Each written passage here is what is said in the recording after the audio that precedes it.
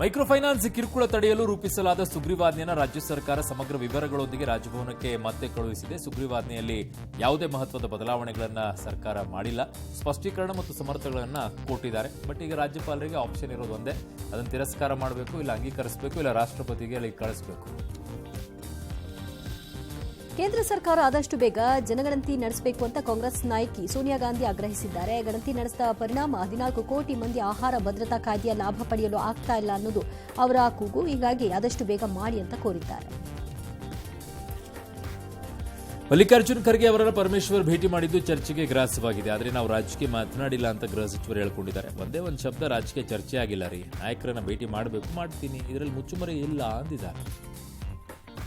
ಕಿನ್ನರ ಅಖಾಡದ ಮಹಾಮಂಡಲೇಶ್ವರ ಹುದ್ದೆಯಿಂದ ಕೆಳಗಿಳಿದಿದ್ದೀನಿ ಅಂತ ಬಾಲಿವುಡ್ ಮಾಜಿ ನಟಿ ಮಮತಾ ಕುಲಕರ್ಣಿ ಹೇಳಿದ್ದಾರೆ. ಜೊತೆಗೆ ತಾನಿನ್ನೂ ಸಾಧ್ವಿಯಾಗಿ ಮುಂದುವರಿತೀನಿ ಅಂತ ಘೋಷಿಸಿದ್ದಾರೆ.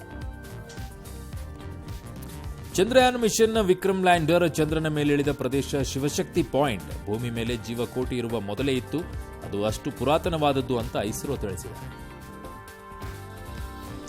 ಕ್ರಿಮಿನಲ್ ಕೇಸ್ ಇದ್ರೆ ಉದ್ಯೋಗ ಮಾಡಲು ಸಹ ಅವರು ಅನರ್ಹ, ಅಂಥದ್ರಲ್ಲಿ ಅವರು ಜನಪ್ರತಿನಿಧಿ ಆಗಲು ಹೇಗೆ ಅರ್ಹರು ಅಂತ ಸುಪ್ರೀಂ ಕೋರ್ಟ್ ಪ್ರಶ್ನೆ ಮಾಡಿದೆ.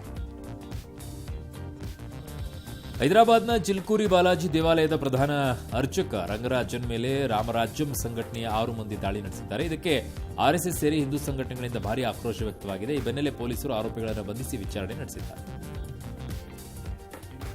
ಅಕ್ರಮ ವಲಸಿಗರ ವಿಚಾರದಲ್ಲಿ ಅಮೆರಿಕ ರೀತಿಯ ಬ್ರಿಟನ್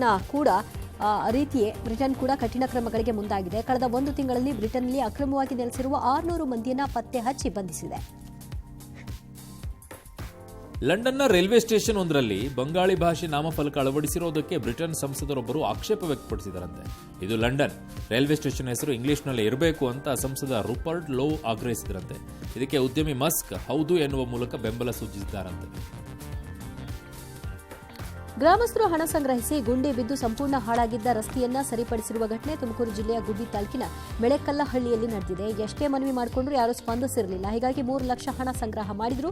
2 ಕಿಲೋಮೀಟರ್ ಉದ್ದಕ್ಕೂ ರಸ್ತೆಗೆ ಟಾರ್ ಹಾಕಿಸಿದ್ರು.